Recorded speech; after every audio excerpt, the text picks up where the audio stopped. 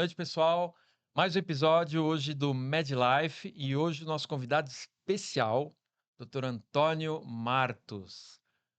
Dr. Antônio, muito obrigado pela sua presença, um grande amigo já de muito tempo. E eu vou passar uns 15 minutos para apresentar o Dr. Antônio Martos aqui, mas vai valer a Isso. pena. Obrigado por você estar aqui. Dr. Antônio mora nos Estados Unidos e veio especialmente para Encontrar os nos amigos, encontrar né. os amigos. Tá certo, tá certo. Obrigado pelo convite, Pedro, é um prazer estar aqui com vocês e espero que a gente se divirta nesses próximos minutos, né. Vamos divertir bastante. Tem bastante assunto. Eu vou começar apresentando o Dr. Antônio Martos. Ele trabalha no Ryder Trauma Center do Jackson Memorial em Miami. É um dos médicos, diria, um dos responsáveis pelo centro de trauma. O Dr. Antônio implementou a telemedicina focada no trauma nesse centro de referência. O Ryder Trauma Center é um centro de referência lá nos Estados Unidos, juntamente com o Exército, que depois me corrija se eu estiver errado, mas tem as suas operações médicas focadas ali. Então, desenvolveu todo esse trabalho ainda em 2011, quando nem se falava, pelo menos aqui no Brasil, de telemedicina. Verdade. Doutor Antônio também é médico do Comitê Olímpico Brasileiro e na Olimpíada do Rio, todo o planejamento para incidentes, para possíveis incidentes com múltiplas vítimas, doutor Antônio é que operacionalizou, montou, criou todo o planejamento estratégico. Eh, claro, é o Chief Medical Officer do Grande Prêmio de Miami, que foi o primeiro, depois de muito tempo, voltou, quer dizer, Atlanta, mas voltou para os Estados Unidos. E um grande amigo, Isso é o mais importante. que o mais importante, formado na Faculdade de Medicina de Santos, fez residência em cirurgia geral e pegou a mala e foi para os Estados Unidos desbravar esse mundo. E hoje, como um bom brasileiro, nos representa brilhantemente dentro do campo da medicina e é realmente mundialmente reconhecido. É presidente da Sociedade Pan-Americana de Trauma. É ainda presidente? Diretor executivo. Diretor executivo. Então, assim, se eu ficar, como eu falei, há vários reconhecimentos e tudo fruto do seu trabalho, e a gente quer saber a sua história. Acho que isso é o mais importante, né, Maninho? Com certeza. Então me fala, como tudo começou? Pedro, na verdade, eu sou acho que a prova viva de que se a gente quiser muito alguma coisa, se a gente sonhar, mas não sonhar aquela coisa, sonhar e não fazer nada, sonhar e tentar, buscar, se preparar para algumas situações, a gente consegue, né. Não tenho nenhum médico na família, eh, desde pequeno queria ser médico, estudei no colégio, entrei na faculdade, quis ir para Santos, queria morar em Santos, adorei minha faculdade, melhor época da minha vida, grandes amigos até hoje. E quando eu voltei para São Paulo fazer cirurgia, eu sempre, eu sempre fui muito inquieto no sentido de o que mais eu posso fazer? Qual é o próximo passo? Qual é a próxima coisa, né?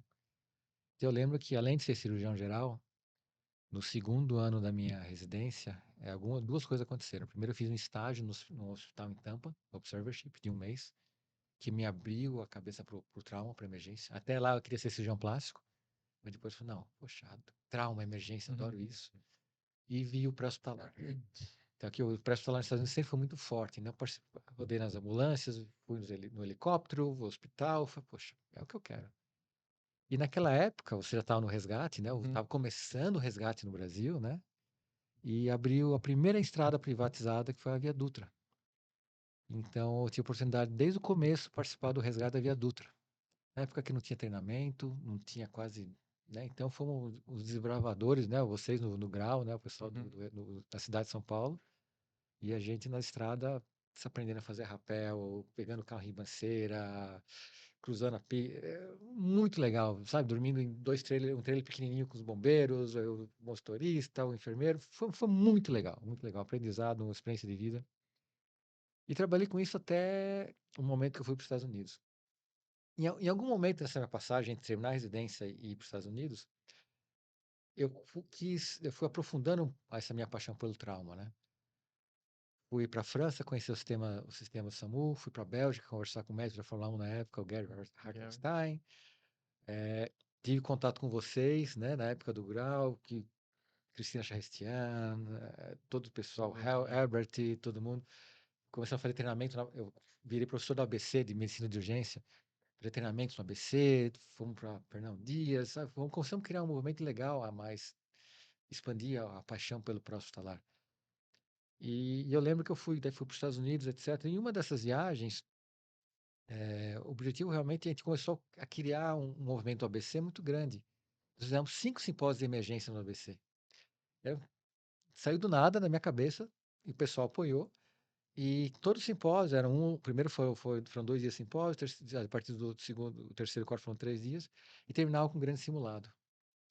Então, o primeiro ano foi um simulado, a Ford doou 5 carros simulando o acidente, daí o resgate participando, o Grau desceu do helicóptero e tal. Do outro ano foi no Paço Municipal de Santo André, no outro ano foi na Refinaria da Petrobras, e foi crescendo um movimento legal no trauma no ABC, a Faculdade de Medicina do ABC, que eu era professor na época, os estudantes, foi um negócio muito bacana. E eu fui para os Estados Unidos falando, poxa, eu tinha um sonho, pô, Jackson Memorial Hospital, sempre falei desse hospital, né? Um dia eu fui lá, uma viagem de férias e tal, com 2 amigos, na verdade foi fazer um curso, eu tinha um curso em Cleveland, bati na porta, ó, sou Antônio, mas de São Paulo, queria conhecer vocês, estou trabalhando lá no ABC, queremos aprender, expandir. O pessoal foi com a minha cara, eu não conhecia ninguém. O chefe do trabalho tinha um brasileiro, tinha um israelense que tinha feito faculdade no Rio, falava português, que era do staff lá, conversou comigo e tal. Falei, Antônio, acho que você tinha que fazer um fellowship com a gente, fica 2 anos aqui. Eu já fica bem residente, eu sou professor. Falei, não, fica 2 anos com a gente aqui. Por que não, né? Aquela coisa, não ter medo da aventura, né? Fui para lá, fazer o fellowship, o resto é história, né? A gente, como brasileiro, eu acho que a gente é um pouquinho diferente, né? A gente põe a mão, a gente tem empatia, a gente consegue fazer outras coisas. E nessa época eu já tinha alguma experiência de telemedicina em aviação de emergências em voos, né? Com uma empresa que eu dava treinamento para uma empresa americana e tripulações de empresas privadas também, e Varig, etc. E daí comecei a me envolver com emergência, com telemedicina. E o meu hospital é um dos maiores dos Estados Unidos, né? E o Centro de Trauma é um dos mais importantes dos Estados Unidos. Você assistiu aquele filme Scarface? Não. Como? Não assistiu Scarface? Eu tenho um repertório cultural Tem que assistir Scarface. vergonhoso. Não, ele é bom. Tem que Mas assistir é para outras Scarface. coisas. Não, eu não sou do filme. Não, o Scarface é aquele filme, né, na década de 80, né, que aconteceu com Miami. Teve o Pablo Escobar, que é o auge dos cartéis da Colômbia. O Cuba mandou um monte de gente para Miami e estava uma guerra, tráfico lá em Miami. Miami crescendo por conta disso. E chega uma época que, quando começou a ter a briga entre esses cartéis, todo dia 4, 5 baleados em shopping center, aquela coisa terrível. E os médicos de Miami, do hospital, que eu falei, não esperaram o governo, foram até a sociedade e criaram um centro de trauma só para... Então, a gente tem um prédio lá, o Pedro conheceu, só para o trauma. 6 salas de emergência, mais 6 salas de observação, 6 centros cirúrgicos, 25 leitos de terapia intensiva. Maravilhoso para atender o trauma grave, não a perna quebrada, o trauma grave, o baleado, acidentado, o acidente de carro grave, etc. Eles montaram, e é tão bom, é tão eficiente que o Exército dos Estados Unidos treina lá. Então, as Forças Armadas, para manter os médicos capacitados para trabalhar numa operação, numa situação de guerra. Você assistiu aquele filme, Mesh? Não assistiu Mesh? Vergonha aqui, Nossa, né? não, mas tudo bem. Sabe aquela, Comigo. sabe aquele seriado Mesh que tem aqueles hospitais de campanha, né? Que o pessoal dos helicópteros. Filmes de guerra, De guerra. mas ele era uma comédia sobre o hospital de campanha que eram Isso. montados. Acho que foi na Guerra da Coreia, né? Na Guerra da Da Coreia. Guerra da Coreia. Que usavam muito helicóptero. Usavam muito helicóptero, então eles ficavam. Então, e assim, era um IR não, mas é um Grey's Anatomy, só que é uma Isso. comédia. Ninguém era bonito. Ninguém era bonito. Mas já mostrava o que era isso, né? É um modelo de pré-hospitalar que nasceu, foi diferente da Segunda Guerra, foi bem bacana. Porque a mortalidade das guerras foi diminuindo de acordo com o melhor atendimento médico. Na Primeira Guerra, se levava para um hospital na nossa cidade próxima. Na Segunda Guerra, tentou, a Guerra Mundial, começar a levar para uma cidade bem mais próxima. Na Guerra do Vietnã já começou a usar os helicópteros, né? Então, para resgatar os pacientes mais rápido. E na Coreia, que tem essas unidades, mexe mais helicóptero. Então, quanto mais rápido você levar o ferido para o hospital de combate, para fazer o controle de dano, estabilizar, menor a mortalidade. Então, hoje, até hoje, as forças armadas, o Exército, Marinha e Aeronáutica dos Estados Unidos têm esses hospitais de campanha. E o Exército escolheu o nosso hospital para ser o centro de treinamento deles. Então, aquelas equipes que têm 20 e tantas pessoas que vão operar naquelas tendas, em qualquer lugar do mundo tem uma guerra. Então, que tem enfermeiros, anestesistas, ortopedistas, cirurgiões, eles passam no nosso hospital 2 semanas treinando com a gente para virarem trabalhar na guerra. Só que os médicos que vão para a guerra, muitas vezes, nos Estados Unidos tem a especialidade de cirurgião de trauma. Uhum. Eu faço qualquer do pescoço para baixo até o joelho, eu faço tudo. Tudo. Para o coração, a veia cava, a gente faz tudo. Pulmão, o intestino, a aorta, a gente faz tudo, né? Cirurgião completo, né, que a gente fala. Mas muitos desses cirurgiões que vão para a guerra são reservistas. Às vezes é um cirurgião plástico, é um urologista. Imagina um urologista Não, ele faz tudo. gerontostomia, né? De um pequeno pedaço. É um ortopedista. Então, na verdade, o que a gente via é que às vezes eles ficavam 2 semanas fazendo o básico, mas eles estavam lá no último dia, embora vendo o livro, xerocando o livro na máquina de xerox com alguns algoritmos, protocolos, etc. Poxa, porque não é o dia a dia, né? A emergência é muito intenso, né? Então, na minha experiência prévia de telemedicina, fiz um projeto para o Departamento de Defesa para a gente testar, validar o uso de telemedicina com paciente remoto. Não existia nem o Big Brother ainda, mas em 2008, então ele estava desenvolvendo um robô, então eu ajudei a desenvolver um robô que a gente via na beira do leito. Eu, do meu computador, via como está sendo feito o atendimento e tinha umas perguntas para fazer. Então, eu perguntava para o médico que estava com o paciente: você se sentia incomodado de ter um robô perto de você? Se sentia incomodado de ter um médico perguntando, vendo o que está fazendo? Foi importante ele poder conversar com ele, discutir o caso? E da mesma forma comigo. Então, a gente validou para o Departamento de Defesa o uso da telemedicina em situações de emergência. Foi muito legal. E um brasileiro liderou isso. Entendeu? Isso que eu falo, a gente não há limite, é como você. Depois, um dia, eu lembro que a gente fizemos outro projeto de mass casualty, né? Usar a telemedicina, a ferramenta, para fazer a triagem no mass casualty. Todo mundo está trabalhando sem estresse, fazer remoto. E eu lembro que mostrei um resultado que telemedicina foi melhor, né? Falei, mas um general, general, por que como você avalia esse resultado? Ele falou, Antônio, faz todo sentido, né? Na medicina e no militar. Quando você está numa missão, tem uma aeronave que vai soltar uma bomba, essa bomba hoje, a maioria desses mísseis são teleguiados, né? Vai cair aqui, no copo do Pedro, né? Mas não é o piloto da aeronave que está pilotando a aeronave que vai teleguiar essa bomba. É alguém que está no porta-aviões, outro lugar, remotos, concentrado fazendo só aquilo. Então, na verdade, a gente começou a validar que ter pessoas especializadas, fora do ambiente de estresse, com muito conhecimento, pode ajudar em situações que muitas vezes você não tem a pessoa mais capacitada no ponto. E aí que a gente cresceu a telemedicina nos meios militares, depois fiz um projeto igual a esse para a Flórida, para resposta a furacões. Fomos para o Haiti.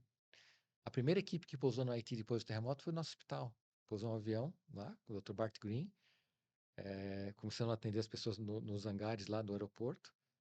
No terceiro dia eu consegui levar equipamento de satélite e tudo, começou a atender as pessoas e orientar o atendimento e ajudar na logística. Então, começaram a ter atividades decorrendo disso muito interessante. Então, veja, começou com o Exército, depois as pesquisas que eu fiz com o Exército, a gente começou a atuar em situações de desastres, né?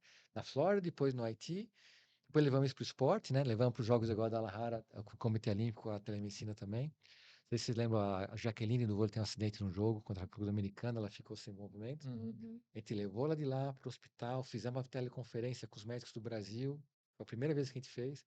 Tinha uma atleta também de badminton que levou uma petecada no olho e tem aquela dúvida, joga, não joga, então avaliamos também por telemedicina, discutimos com o médico aqui do Brasil.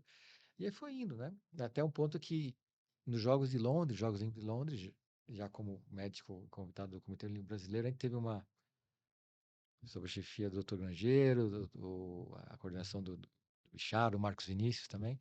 A gente montou no Centramento do Brasil uma central de telemedicina, onde a gente avaliava todos os pacientes. Se você tinha um atleta que tinha uma lesão, alguma coisa, a gente conversava.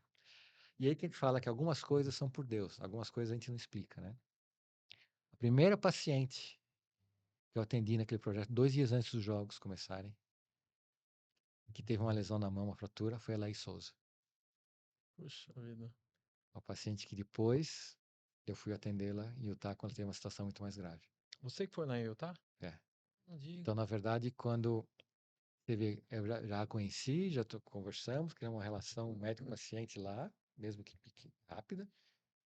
Mas quando, 10 anos atrás, já fazem 10 anos, me ligaram do COB, Antônio, teve uma atleta nossa, Laísa ginástica, teve... Laís Souza, ela era uma ginasta, ginástica olímpica, ginástica artística, e ela teve problemas físicos no joelho, muito sérios, Ela é que espetacular, ela participou de 2 Olimpíadas, a Londres seria a terceira Olimpíada, menina e uma menina, linda, eu espetacular, conheci espetacular. pessoalmente, porque nós fazíamos fisioterapia juntos, Aham. com o Castropil, com o Wagner Tá, Castropil, tá. um grande amigo, aliás, Castropil, tudo bem. E uma pessoa maravilhosa, uma inocência. E ela, bem, enfim, ela acabou migrando para os esportes de inverno Aham. e que justamente usava aquela perícia, E- aquela capacidade que ela tinha para determinadas acrobacias, e foi no lazer, né? Não, ela tinha se classificado para as Olimpíadas de Sochi. Daí, nesse dia, ela tá treinando, estava esquiando na montanha, bateu numa árvore, pum, E teve uma trauma raquimedular. raco medular. Daí foi interessante quando eu cheguei lá no local, né? A primeira coisa que eu vi a Laís entubada, né? Já o pessoal vão fazer a traqueostomia no seguinte, colocar um tubo no estômago para alimentação, vão dar um tablet para. Mas eu cheguei lá à beira do leito e falei: Oi, Laís, você lembra de mim? Ela fez sim, fez assim. Então, confia em mim, eu vou cuidar de você. Naquela mesma noite, a gente já fez uma videoconferência, todas as imagens, discutimos com o Dr. Bart Green do Miami Project da cura da paralisia, o pessoal de outra fundação da Suíça. Então, a Laís, desde o primeiro dia, já tem um atendimento com tudo aquilo que a gente já conhecia, que nenhum atleta poderia ter, né? E foi isso que introduziu em Londres. Então, uma coisa que introduziu em esporte pela primeira vez em Londres, depois a gente atuou com a Laís. E a conversa sobre a Laís é uma história à parte, né? Uma história a gente tem um amor um pelo outro, uma relação assim, porque eu nunca vi uma pessoa com tanta força, com tanta gana, com tanta garra, com tanto espírito de luta, um brilho em volta dela, que é aquela coisa. Dentro do momento mais difícil, eu falei: Laís, vamos lá. Eu não vou te prometer 100% de recuperação, mas se a gente conseguir sair do tubo, já vale a pena? Vale a pena. Vamos lá, lutamos, saiu do tubo. Se conseguir se alimentar, vale a pena? Se alimentou. Não vamos usar esse tablet, vamos fazer. Então, ela foi passo a passo, a determinação dela, né? Eu falei: Laís, faça a sua parte. Até hoje, depois que ela voltou ao Brasil, faça a sua parte.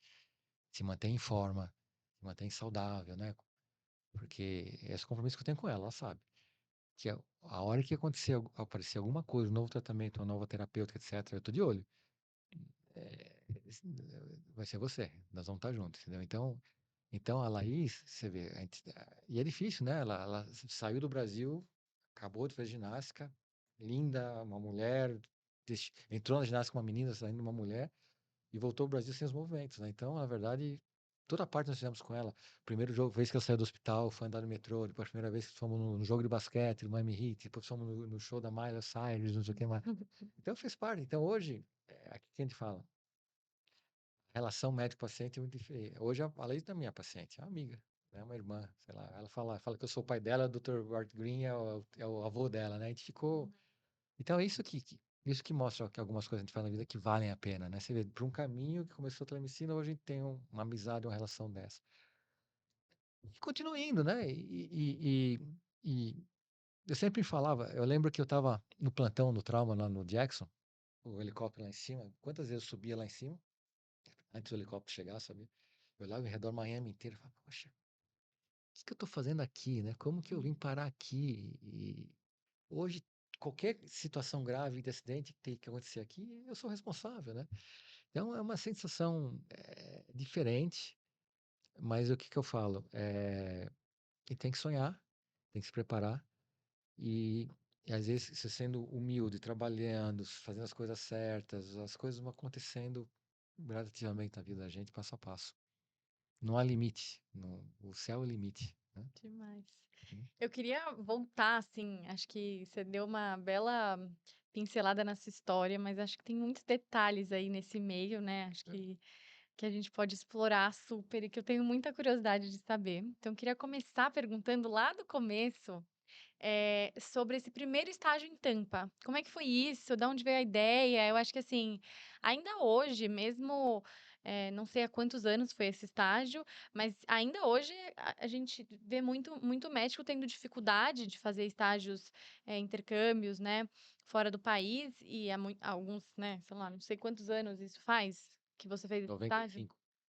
Então, quase 30 anos, né? 30 anos atrás, devia ser muito mais difícil. Então, eu queria entender como foi isso, como aconteceu, como veio a ideia, quem te ajudou, o que que você precisou, né, fazer, enfim, quero saber tudo. Os hospitais americanos são muito abertos a intercâmbio, né? Por exemplo, hoje a Sociedade Pan-Americana de Trauma que eu faço parte tem intercâmbios em vários hospitais dos Estados Unidos e da América Latina.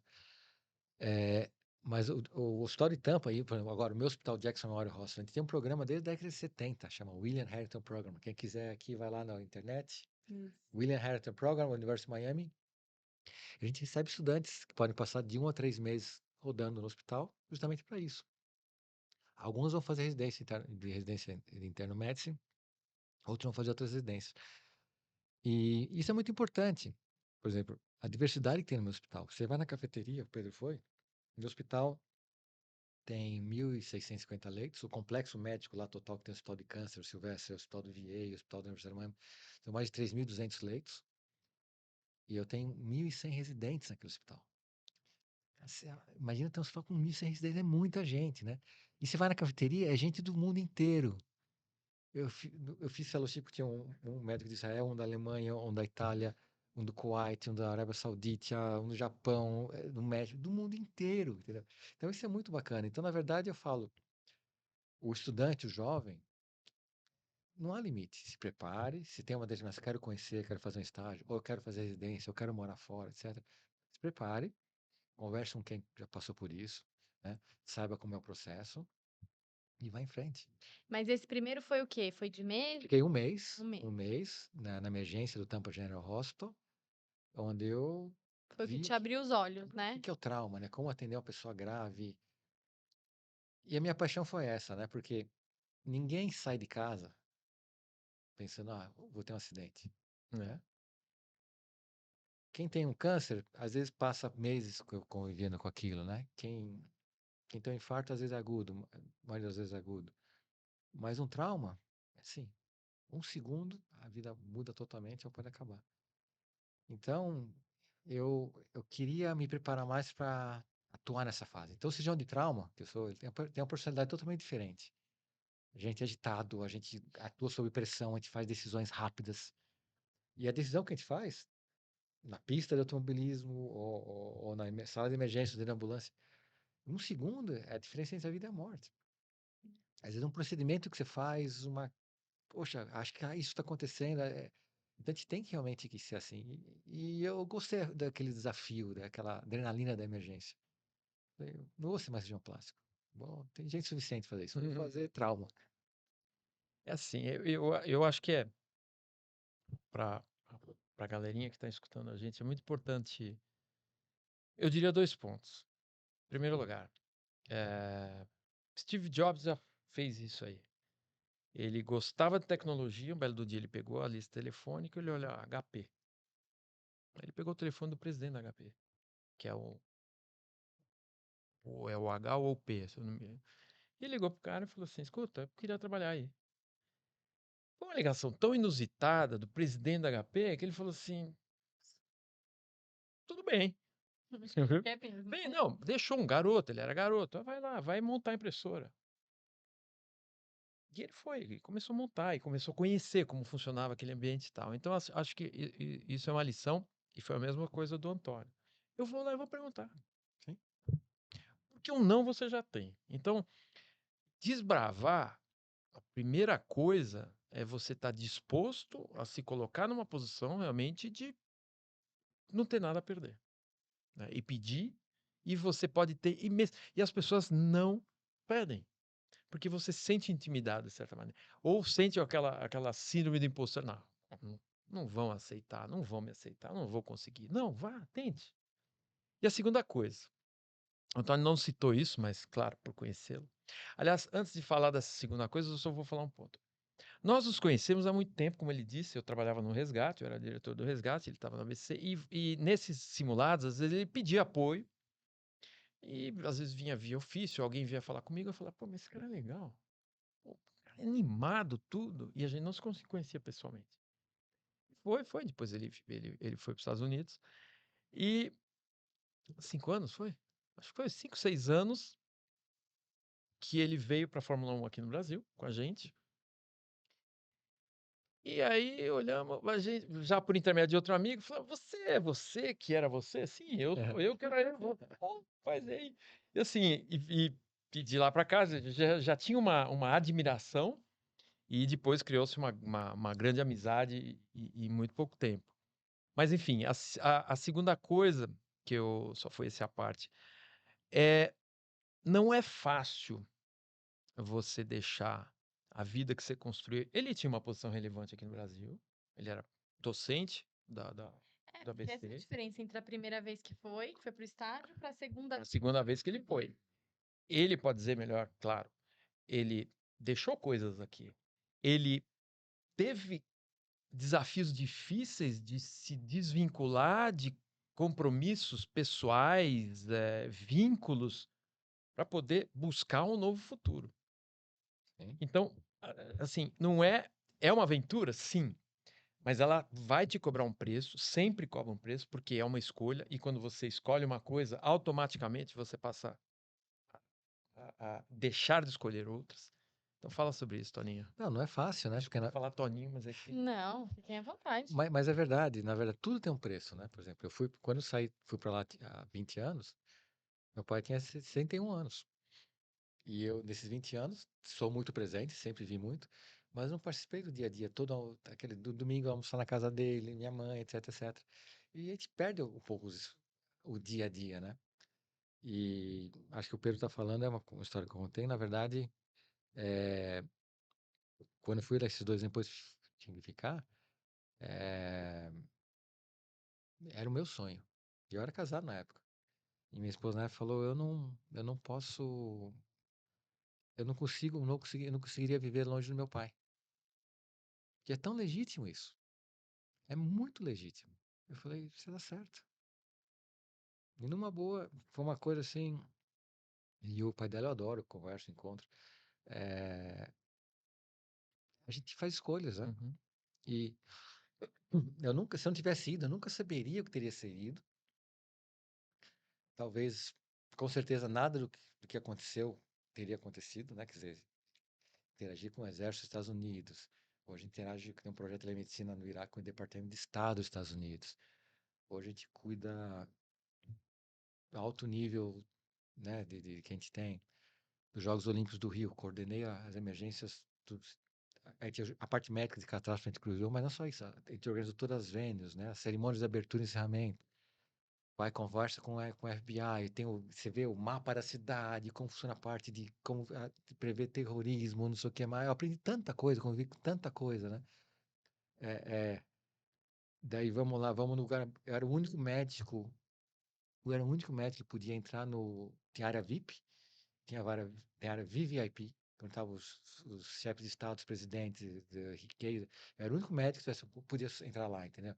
Então, antes dos jogos, pegar serviço secreto, vamos lá, se tiver uma emergência, esse é o caminho que a gente vai fazer, vai ter um carro aqui, E foi tão gratificante, eu nunca ia imaginar fazer um negócio desse.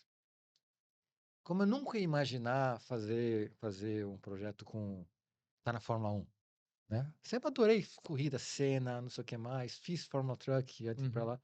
Mas, pô, tá junto com o Pedro, com o Dino, com o Leandro, sabe? O Dino é uma lenda.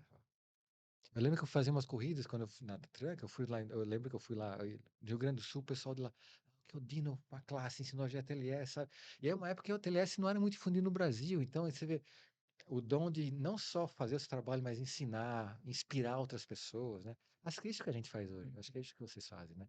É mostrar que a gente pode inspirar, a gente tem que ser exemplos para mostrar, poxa, eu posso mais, eu consigo mais.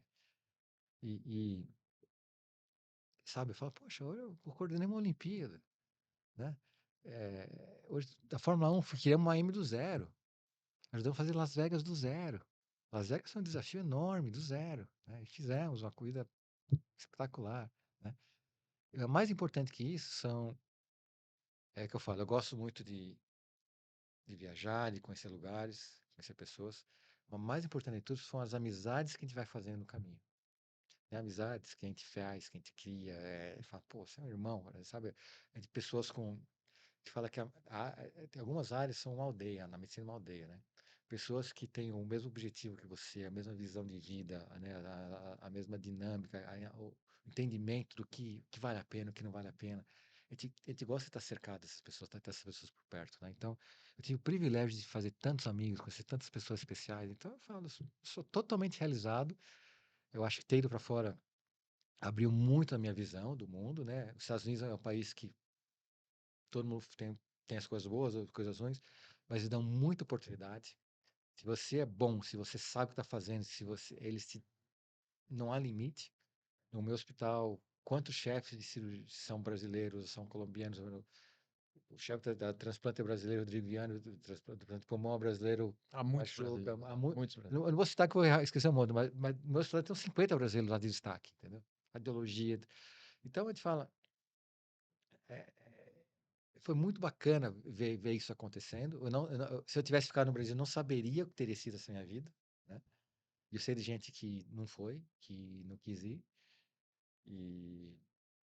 Mas mas valeu a pena. então, pelo que você está dizendo, assim, eu tenho a sensação daqui de que você consegue olhar para toda essa tua história e ver muito mais as conquistas do que as renúncias, né? Embora, né, você mesmo falou, houveram renúncias, né? E, Uhum. enfim, toda escolha tem renúncias associadas. Mas então talvez o segredo seja esse, de você olhar mais o que foi feito e não o que deixou-se de fazer? Será? Não, eu acho na verdade de fazer escolha, mas sem intenso. Tipo assim, hoje eu sou casado, tenho 2 filhos espetaculares, meus moleques. O mais velho, brilhante, fala, gosta de viajar, Quer gosta ser de diplomata. cultura, quer ser diplomata. Vai. Meu filho mais velho é espetacular, Quantos anos? tem 14 anos, mas ele é muito especial, Henrique, ele é muito especial.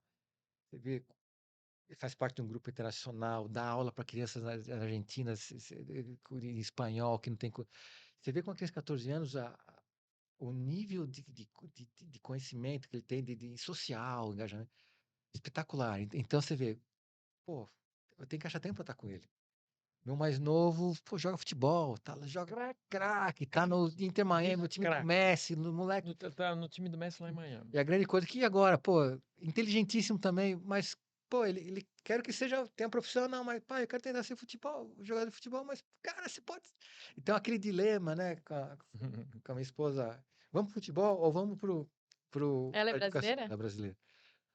Então, é uma situação que você fala, caramba, então, é que eu falo, trabalho, trabalho, trabalho, né? Eu falo, Pedro, tô cansado, às vezes junta todo o trabalho, não sei o quê, mas fim de semana, vamos estar junto assistindo os jogos deles, vamos viajar.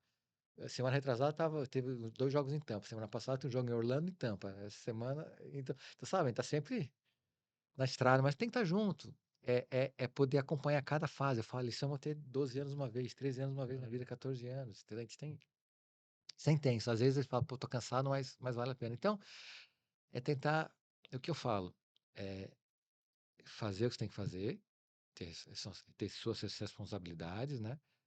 Mas ser intenso e ser feliz. Você tem que ser feliz. Se falar para a pessoa que você gosta, mostrar para o seu filho o quanto ele é importante, ensinar, né? Mostrar os caminhos, criar os alicerces para a vida mais para frente. E para os estudantes também, para as pessoas que a gente estuda, no meu estudando na faculdade de medicina lá da Universidade de Miami, tentar mostrar que a vida pode ser muito legal. Que a medicina não é só um trabalho, né? Que a medicina tem muita coisa legal. Eu adoro operar, mas todas essas coisas que eu faço fora, poxa, viu? Olimpíada, Não, a gente vai passar por Copa do todas as Mundo. muitas dúvidas. Hoje estamos com um projeto com a NASA para usar, para fazer Meu Deus. inteligência artificial na medicina na base da Lua e na base de Marte, sabe? Umas coisas que você fala, caramba! Conhece a Vânia Melhado, né? Ah, A Vaninha. sim, O Antônio conhece a é Vaninha. Sabe? maravilhosa. Então a vida é muito legal. Então assim, vai criando desafios que a gente acaba cada vez mais estimulado a fazer, entendeu? Mas vamos. A vontade de ir é ir, mas vamos voltar. A nossa galerinha, o pessoal que está agora, está se É. formando. E ele tá olhando, ele tá empolgadíssimo, imagina, ele tá olhando e fala, cara, que legal a história, esporte, e tudo. Quer dizer, a gente tá falando das pingas que você tá bebendo. Agora tem os tomos que você levou. Então vamos voltar, não pro tomo, mas a jornada de um médico que está se formando agora, ou mesmo do estudante, né? Tem o nosso pessoalzinho também, os nossos espectadores estudantes. E muita gente pode estar pensando, eu quero. E você pode estar agora Inspirando. inspirando Esse desejo, Exato. né? E o cara pode falar, é isso que eu quero fazer. Eu quero ser igual a esse cara. Como você, da maneira mais simples, diria para esse estudante, para esse recém-formado, para ele trilhar um caminho que pode ser muito bem Estados Unidos, pode ser Europa, mas enfim, dele desbravar um outro universo, outras fronteiras. A gente sabe das limitações que a nossa medicina impõe ao avanço aqui no Brasil, mas ao mesmo tempo essas limitações elas também nos dão qualidades que são muito valorizadas lá fora, Sim. incomensuravelmente. A mão cirúrgica que tem. A mão cirúrgica, a empatia. E como a gente pode ajudar ele a começar a montar uma estratégia para um dia ele ir para aqueles que já se decidiram ou que agora estão se decidindo? Pedro, eu acho que o principal é, primeiro, você decidir, eu quero isso. Esse é o meu objetivo. Se tem esse objetivo, qual é a estratégia? O que eu tenho que fazer para conseguir chegar lá? Fazer um plano, que eu falei, conversar com pessoas, ter conselhos, etc. Criar um plano e seguir esse plano. Não tome os atalhos, não desista no meio, etc, etc. Um exemplo. Aqui a gente faz cirurgia geral, eram 2 anos, agora são 3 anos, e o pessoal muitas vezes já quer ir para o trabalho, tem trabalho, eu não vou falar das questões financeiras da residência, etc, etc. E muitas vezes depois vai fazer especialidade, mas o processo de formação é muito mais rápido. Nos Estados Unidos, ser cirurgião geral são 5 anos de residência, ser cirurgião geral. E passa em todas as especialidades, transplante, urologia, plástica, formação grande. E desses 5 anos, muitos deles, entre o segundo e o terceiro ano, param 2 anos para fazer pesquisa. Para quê? Para ter publicação, trabalho, não sei o quê, para poder, depois dos 5 anos, pegar o melhor fellowship. Que aí vão ser 2 anos, que se for meu caso, cirurgia de trauma e terapia intensiva. Por urologia são mais 3 anos. Se for neurocirurgia, aí vai, colorectal, bariátrica, hoje em dia tem minimamente invasiva, pediátrica, aí vai. Então, hoje o médico americano, o cirurgião se forma com muito mais, está muito mais bem preparado. Não digo tecnicamente, mas tem um caminho muito mais delineado, né? 5 anos, 7 anos. De amadurecimento mesmo, né? E se forma muito mais tarde, mais maduro. Mas, por outro lado, ele pode fazer isso. Um residente dos Estados Unidos, lá de cirurgia, ganha $70.000 por ano. Não dá para fazer a conversão vezes 5 aqui no Brasil, é diferente. Sim, mas Tem, né? Mas consegue ficar 5 anos estudando, né? É uma outra consideração. Quantas vezes na residência você tinha colegas que faziam plantão e acabados no dia seguinte ia fazer outro plantão fora? Não, quer dizer, o próprio aprimoramento vai ficando pelo caminho. Sim. Porque aí mais uma vez a gente volta para as escolhas, né? Ele vai ter que fazer uma escolha. É. Aí mas assim, pensando no teu caminho, eu acho que o teu caminho foi um caminho um pouco atípico, no sentido de, eu, pelo menos, que saí da faculdade há pouco tempo, eu sei o caminho que a galera costuma fazer eu quero fazer faculdade, eu quero fazer residência nos Estados Unidos, né? Então eu vou fazer Step 1 do USMLE, depois Step 2, enfim, e aí sim eu começo a aplicar para os Isso aí. primeiro para os observerships, depois eu começo a aplicar para as residências. O seu foi um pouco diferente, então. Eu fui 1 em 1 milhão. É. Então, na verdade, as universidades americanas, elas têm um mecanismo que elas conseguem contratar profissionais de interesse para eles. Chama pessoas de outstanding knowledge, pessoas que interessam para eles. E a medicina é uma delas, né? Então, eles conseguem contratar pessoas, né? Eu quero Pedro me interessa. Eu quero... E foi o caso. Não, nós queremos o Antônio aqui. Naqueles 2 anos, eles estavam me testando. Na verdade, eles estavam me testando. Eles viram que, poxa, esse cara tem algumas características que são interessantes. E depois, não, queremos que você trabalhe aqui. Eu acabei o fellowship, já comecei a trabalhar direto com Eu tinha 50% do meu tempo coberto por um grant do Departamento de Defesa de US$ 15 milhões. Entendeu? Eles compram o seu tempo. O que eles fazem lá? As pesquisas. Eles pagam, compram o teu tempo, o teu salário. Então, eu fazia cirurgia 50% do meu tempo, o resto, vamos desenvolver a telemedicina. Vamos fazer essa pesquisa, vamos fazer isso. Então, eu fui 1 milhão. O caminho correto é o que eles falou. Fazer a prova estudar inglês, fazer o TOEFL, fazer o Step 1, depois fazer o Step 2, fazer o Step 3. A diferença é que para a prova de residência, para ser aceito, não é que nem aqui é só uma prova, não. Eles pegam os scores dos seus steps, então vale a pena fazer os steps durante a sua faculdade de medicina, né? Porque tem muita coisa, ciência Isso é básica, interessante. não sei o que, é uma Muito coisa. importante. Não espera acabar para voltar a fazer Step- bioquímica, Step biologia. 1 é só bioquímica. É só aquele monte de nome de enzima. Genética, Um terror, né? Pô, Só coisa puxado. muito, muito básica, assim. E planejar e fazer, e depois vão ver quem é você. Então você tem que. Por que a gente faz um servership? Para você ter carta de recomendação. A carta de recomendação não é assim, eu conheço o Pedro, é legal, é o que eu recomendo para residente. Não. É gente que te conhece. O Pedro trabalhou comigo desde 1980. Conheço o Pedro, ele foi chefe do resgate. O Pedro trabalha na Fórmula 1, é uma pessoa, personalidade cativante, é um grande líder. Tem que mostrar que conhece você para recomendar. Isso é muito respeitado, né? E tem códigos de quando a gente fala, essa pessoa é boa, mas né? Porque são posições assim. E vão ver quem é você. Na entrevista para residente, você pergunta, o que você faz fora da medicina? Eu gosto de jogar futebol de botão, eu gosto de nadar, eu gosto de música, culinária. Então, hoje em dia, cada vez mais nos Estados Unidos, eles veem não só aquele pessoa só estudo, não. O que você faz na vida? Né? Porque com isso ele vê se a pessoa vai aguentar o ritmo, o estresse da residência também, né? Você tem alguma coisa a mais? Você tem como se distrair? Válvula de escape, né? Exatamente. Então, cada vez mais, e as aplicações para o college também, antes do college é a mesma coisa.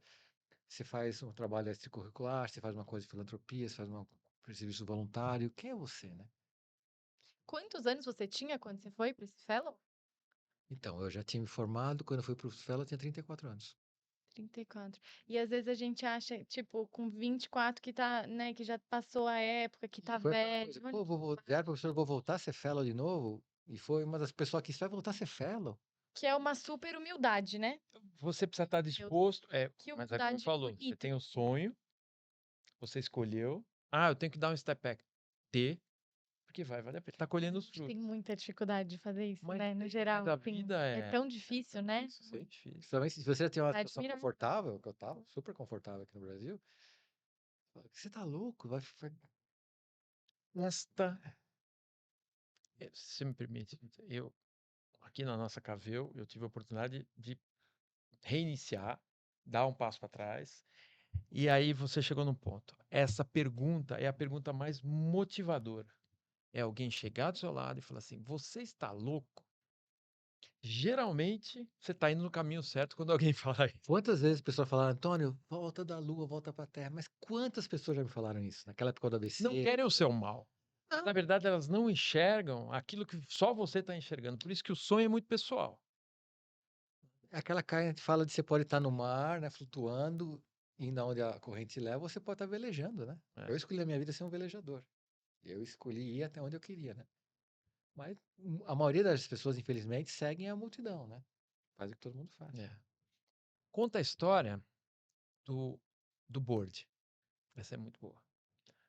Porque o Antônio, você não solicitou, não prestou o board, aí ele foi concedido Sim, por mérito. sim. Então foi muito legal. Então, como eu falei, algumas pessoas, depois de alguns anos, né? Quer dizer, a gente pode começar. As pessoas que eles querem, a gente começa a trabalhar com uma licença especial deles, eles vão te avaliar no dia a dia, né? Depois de um tempo, a gente foi chamado tem uma reunião do board da Florida, vai lá, doutor Antônio Martos, vem currículo, as cartas, recomendações, etc, etc. E é estressante que a gente vê um monte de gente lá levando saraivada, né? Você fez isso, você não fez isso, não sei o que lá. E eu lembro que tinham 40 pessoas lá na frente do board, era o número 32, e os 31 primeiros, acho que 2 só que saíram bem, acho que todo mundo levou saraivada, né? E eu lembro que o pessoal lá viu meu currículo, viu aquela falou, parabéns, é impressionante a sua atuação, etc. E é uma honra pra gente aqui na Flórida ter um médico como você, Foi muito bacana isso. E depois de algum tempo já atuando, né? Isso foi uma coisa por isso que eu falo, o que eu falo? Formação do Brasil, né? Atuação do Brasil, os princípios, né? Eu trouxe todos aqui e, e a gente conseguiu ser diferente lá, né? Então foi muito bacana, o que eu falo. Dá para acontecer. Esse foi o meu caso, né? Sim. Eles me pescaram por uma característica que eu tinha que de cara eles viram, né? Agora, não necessariamente, se você for começar do zero, como a maioria das pessoas vão começar aqui, que é o normal, né? Eu conheço gente que começou exatamente o step 1, o step 2, o step 3, o step 4. Brilhante, líderes. O meio pode diferir, né? O importante é onde você Exato. quer chegar. Pode ser perceber. Eu quero muito explorar essa questão da telemedicina com você, mas antes disso, eu só queria fazer uma pergunta, que é com relação se você já sofreu algum tipo de preconceito. Todos os momentos que você se referiu lá, você falou que o pessoal é muito aberto, tem muito estrangeiro. Teve alguma situação que não foi tão legal nesse sentido? Não é Paciente, preconceito, né? colega, Miami é muito latina, né? muito. É uma cidade que tem gente que mora em Miami há 30 anos e só fala espanhol. Eu tenho um sotaque muito forte, né? No meu português. E é lógico que nos primeiros meses lá, ninguém entendia o que falava, né? E eu lembro, meu primeiro dia de visita lá, na verdade, chega para o fellowship, são 2 dias de orientação e tal. Eu fui passar visita na UTI de terapia, de UTI de neurocirurgia, com um médico amigão meu, Ginsburg, espetacular. Ele lá pegando o papel, esse paciente é um PHBC, tem CHF, checa o ABG para mim. Eu falei, que? Tudo abreviatura, né? Do segundo paciente faz insulin line scale. Eu falei, que? Então, foi um choque cultural para mim de cara. Né? Eu falei, o que eu tô fazendo aqui? O que eu fui sair daquele conforto que eu tinha no Brasil? É isso, né? Então, isso acontece, mas o que eu falo, não é difícil, é difícil sair no nosso país muitas vezes. Mas é que eu falo, a sua personalidade, ou quem você é uma coisa que, com o tempo, quando as pessoas começam a te conhecer, vai passando, né? Hoje, Não são, assim, não vou nem dizer preconceito, mas o que você está dizendo é que, de certa maneira, existe uma avaliação que em qualquer lugar, seja no Brasil, como brasileiros, ou seja fora, a gente vai passar por esse escrutínio. As pessoas vão te olhar, vão falar, deixa eu ver que esse cara, para que ele veio vão aqui? conhecer, vão Quer ver quem dizer, você é. nada diferente do que você sofreria, mas ou passaria mudando de serviço aqui no Brasil. Por exemplo, você saiu do ABC. Estranhamento, É. né? Entendi. E aí, agora,